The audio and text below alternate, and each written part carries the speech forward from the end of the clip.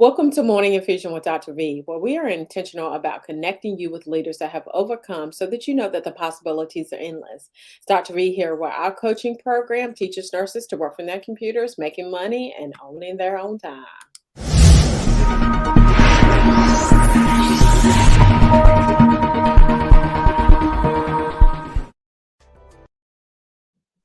Our featured guest today is Todd Angelucci. Is that Yeah, right? Oh, yeah. I gotcha. Todd Angelucci is a nurse and health and transformational life coach, brain tumor survivor, hope dealer. I love it. His interest in helping others in healthcare started when he served as a medic in the Army. Through his training, he decided to go into nursing. His passion for critical care led him to many different modalities in critical care. He realized as a nurse there were so many career options to explore in healthcare, which led him to the corporate world of medical devices, home care, and a unique role of geriatric care management. His nursing career led to stress and burnout, leading him to explore his passion for health transformation life coaching. So, welcome, Todd. Welcome, welcome, welcome. Thank you. So, now you said that you began your life in the military. Now, why did you choose the military? It's funny. It wasn't really. It wasn't by like, oh, I had this dream of being in the military. I had a fun childhood to say the least. And I was in high school and started college. I didn't do so well. I had a little more fun, and my parents were like, you're having a little too much fun for us to pay for college. And I was like, oh my God, like, what am I going to do? Am I going to wait tables, or how am I going to go to college? Because all my friends were going to college. And I didn't really know what I wanted to do in college, but I knew I wanted to go. So I was like, well, what can I do? And I was like, well, the Army, they'll pay for college. I saw that. And I was like, all right. And I did it. I signed up, and it turned out to be one of the best experiences that I went through, to be honest, a turning point in my life for sure. Now, how was basic training? Was that great for you? It was rough. It was funny because it really broke you down, and it made you work together as a team. The only color in the Army was green, and which I loved.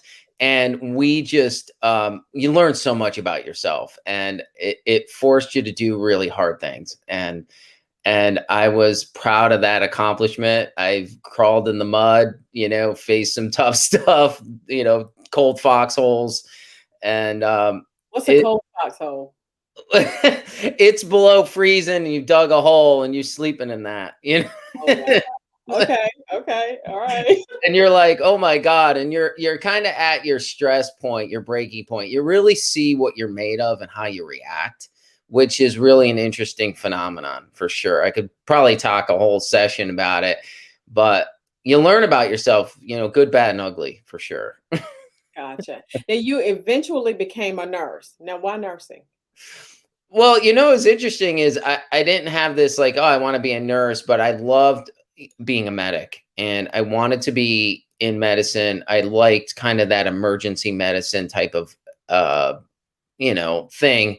I actually, well, I grew up in the 80s. I like Cliffhanger and all that. I was like, I wanted to be like flight rescue. And so I figured nursing was a way to go. I didn't want to be a doctor. I didn't want to do all that schooling and do all that. So, that's where I got the whole idea of nursing. That was my idea.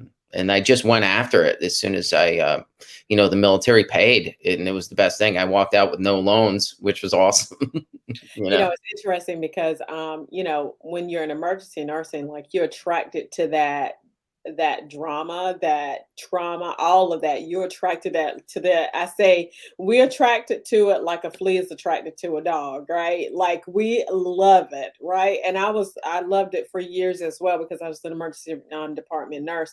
But then after you're done, you're done. I'm good here. I don't need to do that anymore. For sure, for sure. Now, you do geriatric care management. Definitely a need to help geriatric population navigate their needs. How would someone get into geriatric care management? It's interesting. I fell into it by accident. I wasn't really pursuing it. I had a friend I worked with. She's an amazing person. And I worked in a home care. I did like business development for home care and also transitional care. And I was always wondering, like, what does she do? And, she reached out to me because I was, building my business, helping other people, transformational coaching. She reached out to me and was like, hey, I need some help. The system wants to build this. It's big down south and out west. It's geriatric care management, which is a pay for service. It's not something, covered by insurance. People really pay. You're like a paid family member.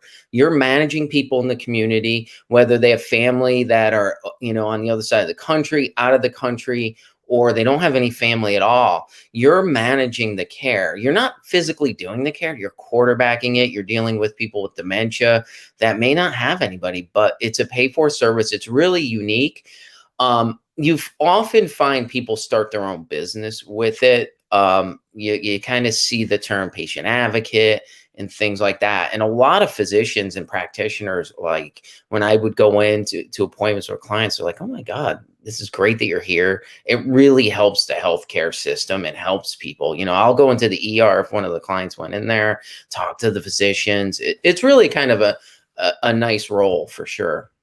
So it's a private pay service. That's what you're saying? It is. It is. People pay, and it's an hourly rate, and it's you don't even really need to be a nurse, but I think it's very, very important. You could be a social worker because it's not a licensed role. Like, hey, your license is on the line. I do, however, some patients I pour medications for, or set up a service to do that. You know what I mean? But um, I've transitioned to do some other things now, but it's such an awesome, it's an awesome role. And, like California, Florida, a lot of people know what it is. I live in Connecticut, Northeast.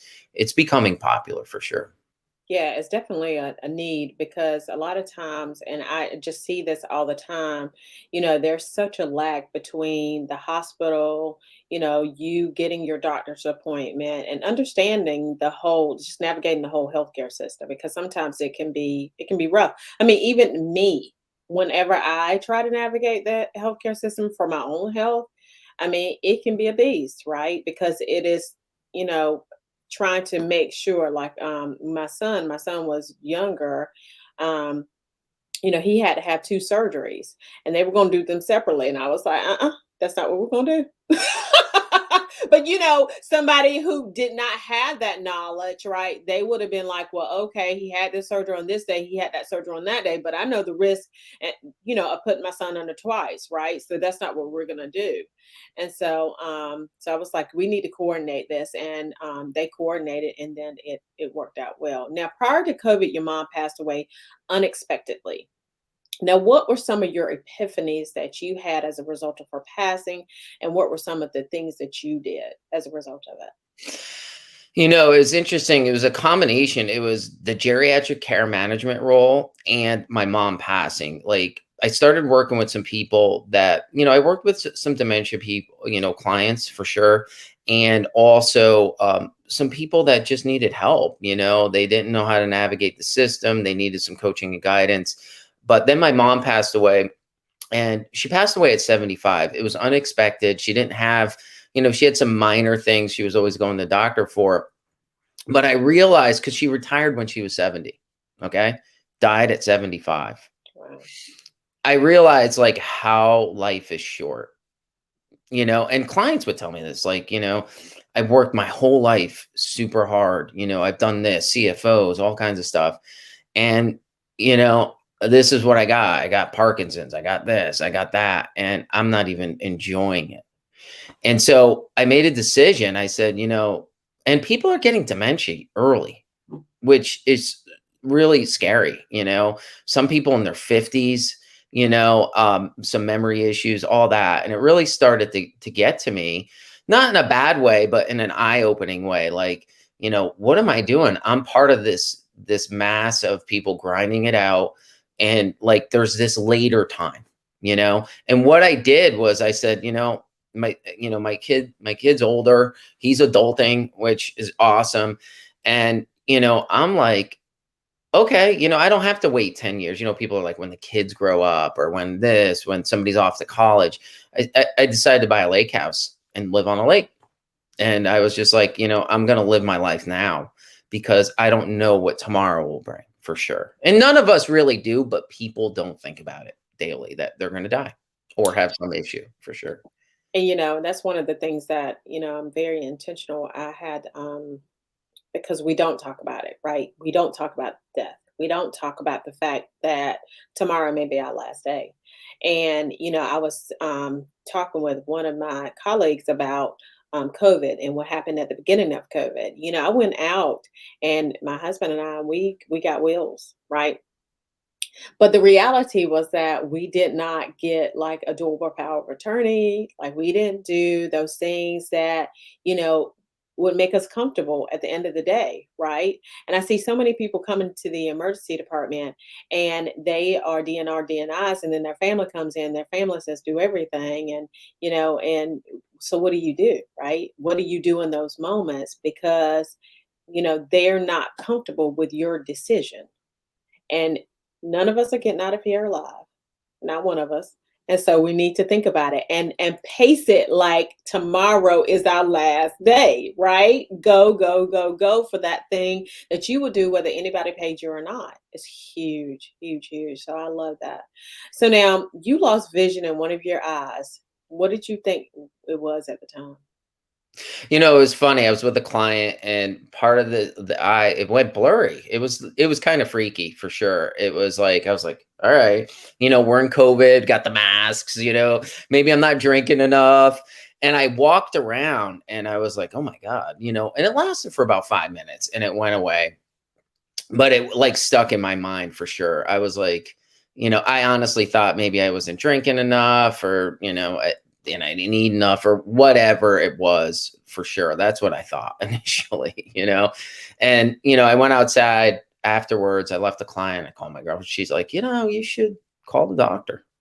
I said, all right, I didn't want, we're in healthcare, right? You're Right. like, you kind of know what they're going to say, but then you're like, all right, let me do this. And, I really have like the army taught me kind of suck it up and drive on about a lot of things, a good thing and a bad thing for sure, and, I called them, and, the MA gets back to me and was like, he really wants to see you. Can you come tomorrow? And being busy, here we go. Life's busy. But I said, let me do this. I said, all right, I'll go.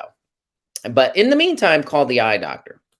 Call the eye doctor, typical eye doctor you see once a year. I don't have any real issues, like normal aging stuff, really. I don't wear glasses. But I do have it. My family had a history of macular degeneration, so it kind of kept an eye on it. But they're like, he's like, oh, you have a ocular migraine. I'm like, what's that? I don't get headaches. I drink coffee. If I don't have enough caffeine, I do that, right? And when I that's it. So when I went to the doctor, because he saw me, he goes, well, what did the eye doctor say? And he's like, I said, well, ocular migraine. He's like, yeah, they kind of use that term, a lot, but let's run some tests, kind of some carotid tests. I had friends healthy that have had strokes, that like silent, weird strokes, like tiredness, sluggishness in the head, like, and they call it a stroke. I was like, oh my God. So that kept me kind of thinking, I'm not young and I'm not old, I'm in that, I'm like, all right, you got to start thinking about certain things for sure. But now you went to the ER because your hand went numb. Now, after all the diagnosis, your doctors came back in, and what did they say, and how did you feel? So my doctor, when I went to see the primary that day, he's like, you should, symptoms come back, go to the ER, of course, I had friend as chiropractor. I trained for mixed martial arts stuff. I went running one day because I train a lot, and came back, was, just chilling out a little bit. My hand just felt weird. It was just this, like, I was like, like talking. It was strange. It was subtle though. It was really subtle. I could easily, blew it off and went to work. But I called my girlfriend. I said, I'm going to run to the hospital just to get checked. And honestly, I thought, they'll scan me. They'll say, don't work as hard, do whatever. I honestly thought that. So I go in there. They do a typical stroke workup, which is, they do brain scans. So halfway through the scan, they said, oh, the doctor wants to add contrast. They talk to you in that tube thing, if you've ever been in one. I said, Mhm. oh, this can't be good. So I go through the scan. I get back to the ER bay. I still didn't think anything. And so the ER doctor comes in with the nurse and basically sits me down and looks at me and says, you're not going crazy. You have a marble-sized tumor in your head. I was like, what? And the next thing they said to me, what, and I'll never forget it because I say it, was like, I'm sorry. And I was like, it was like somebody just gut punched me. I was like, and it was like a shock. And I was like, really? And of course, my girlfriend's calling me, like, what's up? I said, this is not good. And that's where it just started. I was like, wow, you know. And I called my person I was doing geriatric care management with. I said, listen, they're admitting me here. And they're like, oh my God, but everything stopped. The things that I thought were important were not important. Honestly, I was like, okay, the job's always going to be there. There's going to be somebody else to do it. You know what I mean? What, and I dealt with healthcare, like on the face end of it. And I was like, okay, I'm getting admitted, you know, neurosurgeons coming to see you. I'm at this small hospital because I didn't want to go, meanwhile, we're ducking and diving COVID. We're like, all right, I didn't want to go to a big hospital. I'm looking at numbers, right? That's what I was thinking. In my head, I'm like, I'm not having brain surgery. It's so funny because we all do that, right? We all look at, okay, do I really want to go to the ER? How many people are in the ER? Let me call and find out. Those types of things. We look at what are the risks and the benefits of me going to the doctor. We do it all the time. Well, we should just go to the doctor. I love it. Now, and I think that it is important, what you said about those things just aren't important and understanding what is important. This guy, he was on this podcast and he was talking, maybe it was podcast, it was on YouTube, and he was talking about this other guy and he was talking about seeing his mom. And he says, so how often do you see your mom? Because his mom lived out of town, they lived a few hours away. And he said, I see her twice a year. And the guy's mom was 70. And he said, how often do you see her? And he said, I see her twice a year. And he said, so what you're saying to me, if she lives to 80, then you will see her a total of 10 times. And that I was like, mm. Because we have to put more focus on our families. We have to put more focus on ourselves and, be very clear that again, the job will be there whenever you finish. Right. And you have to be very clear on that. So I think that what you said about that is super, super important because you and your family are the people that will cry at your funeral are the people that you need to pay most attention to, period. So 100%. I love it. So now you ultimately had surgery. Now, what was your prognosis? So the strange thing about this was like I was at the small hospital and they had this young brain guy, brain neurosurgeon. And of course, I wasn't going to have surgery there. He was a super guy. He goes, I don't know what this is. Looking at the scan, I go to a large medical facility in my state. Amazing neurosurgeon sees me like 3 days later. I go there, kind of tears running down my eyes. Like, it wasn't. I said it like 4 times. I go, this is hard, and he's like, yeah. He goes, Todd, I don't know what it is, but it's got to come out. 2 weeks later, COVID tests, all the stuff you got to do. I'm having brain surgery, which was an interesting experience to say the least. And he didn't know. He said it could be this, could be that. Even when they had the surgery, he's like, Todd, I still don't know. And they do a section in the OR, which led me to 2 weeks of waiting because they said inflammatory cells, all this stuff. And in that time, like you mentioned, Will talk to the people that I needed to talk to. I didn't know if I was going to make it through surgery. There's, 5% chance, 5%, not 0.5 risk of death, coma, stroke, all that stuff. And it was hard, you know, it was hard. And, the thing that was running through my mind was like, I'm a military person. I haven't been in combat, but I study what people, I listen to military things and how it works in life and business. And I learned so much. And I'm like, if these young kids could get shot in the head, shot at everywhere, and go through all this stuff, I could do this under controlled conditions, under that. And I told myself that every moment, honestly. I said, if these guys could get out and put their lives on the line every day, I could stand up, put my pants on, my big boy pants, and drive myself to the hospital and do one hard thing after another. And that's what I did. And it was funny because my surgery was so early. Memories come up in your life, like when you have trauma, for sure. And I was up at like 3 a.m. that morning, and I said,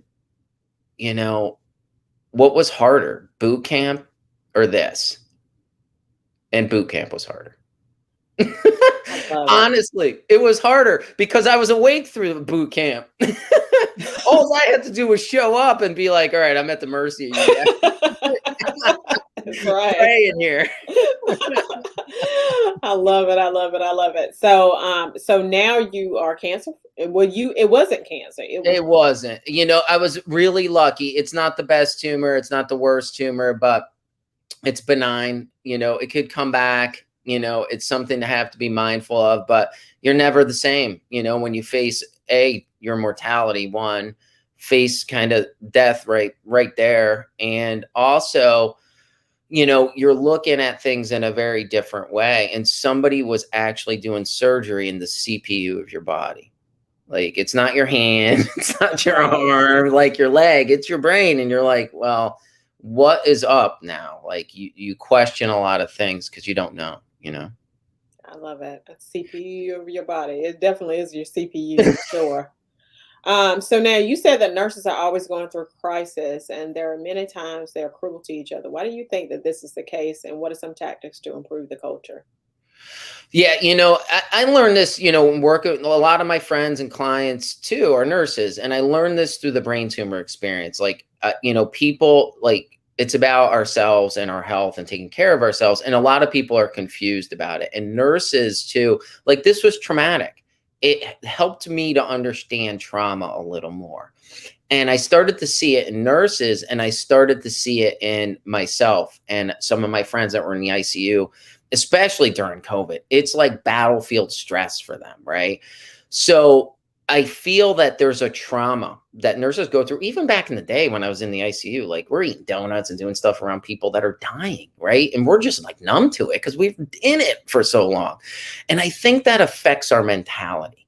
And I think what happens is we get angry. It's all this stuff we don't know what to do with, and all this, and it starts to seep out sideways. I started to study more too about, I listen to podcasts a lot, about people that were in combat, right? And the thing that held them together is the very thing that I think needs to be worked on, was they were in it for the guy next to them in the foxholes, walking, helping each other, no matter how hard it got, no matter what the rules were up top that they had to carry out. What helped them was what they had to do. They did it for the guy next to them. And as nurses, we need to do it for the person next to us. We need to support each other. We need to not, bully each other. We need to be together. And I think it starts with leadership. And I think that nurses need to learn how to be better leaders, for sure. And I believe that all leadership starts with self-leadership. That's right. That's right. I love that. And one of the things that you said so much in that, but one of the things is that, us as nurses, we're taught the logistical parts of nursing. We're not taught leadership. We're not taught leadership at all. And so we come in, you come in and you place the new nurse, okay, because nurses are leaving the bedside at droves, right? So you place a new nurse into a leadership position and she's not been equipped to lead. And so, I was one of those nurses. I was put in a leadership position, but I wasn't equipped to lead. And I had to get my leadership outside of the organization because at the end of the day, you have to make sure that you are leading your team because you are leading people. It's important that you have a heart for the people that you're leading, not to the numbers, not to it doesn't matter. At the end of the day, as long as you are leading your people, and it starts with self leadership, as you said. And a lot of times, whenever we're in the emergency department, we suffer all these traumas, right? You see all these things, and they say that they want you to debrief. But how can you debrief? You can't debrief. You got to get on to the next patient, right? And so I think what you said about making sure that you're taking care of your coworker, that is huge, huge, huge. Now, who is a person that has impacted your life, and why are they so impactful? It's funny. I thought about this, and there's been a lot of people in my life that have taught me some things, but like, I asked some people that have known me for a long time, like, what, I don't, I came from really, an upbringing wasn't the greatest and made stuff of myself. And they said you were determined, right? And, back in the 80s, remember Tony Robbins came out with all these like tapes, right? I used to listen to that guy all the time. I literally would Oh, throw him in my car. And that was kind of the start of me starting to be like taking charge of my health and my life and all kinds of things. Like, I viewed health as eating and physical activity, which I did.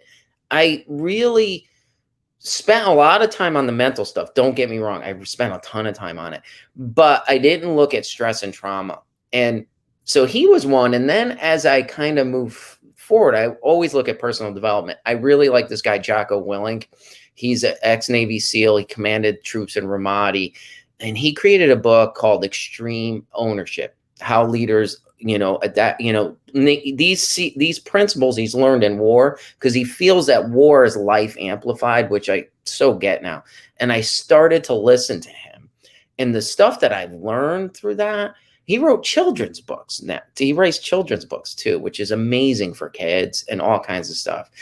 But those are kind of like, if I had to like think of some famous people, of course, my dad, certain things that he taught me, and some mentors along the way. I really leaned into mentorship, you know? I love that you said the famous people because a lot of times we don't think about that. But the reality is that, YouTube University, as I call it, as some people call it, YouTube University has taught me a lot.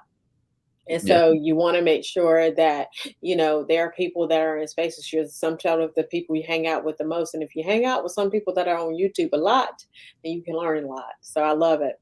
So now, what is a book that has been impactful for your life, and why was it so impactful? Yeah, like I said, Extreme Ownership, that book I think is amazing. I listen, it's funny. I listen to audio, I read too, but he actually narrates the audio with his partner, and it's so powerful. And they use certain principles, and it taught me discipline, self-discipline. And I think like we need discipline in our lives because it gives us the freedom we need. Also extreme ownership. Like no matter what, it falls on me. Like as a leader, as a person, whatever it is, I'm making a choice or not making a choice. I need to own it so I could move on and not blame. I think we get caught into this victim mentality, and I've saw myself doing it for a long time. And I said, hey, it's on me no matter what it is, and the examples in that book are just amazing. And I listen to his podcasts are long. They're like, some of them get 3-4 hours, Oh, but wow. I listen to him because he interviews people that have been through like some interesting things, and you just like start to learn about like, wow, that's pretty interesting that you didn't know. You know what I mean? So that's kind of the book for me, I have to say. So now you're a certified health coach. Where can the audience find you? Well, the best way to find me is really on Facebook, Todd Angelucci. It's pretty simple. Angelucci. Some people, there's an Italian there and then there's a not. And it depends where you're from. And so you could look at, you could just check me out on Facebook. I do a lot of posting there.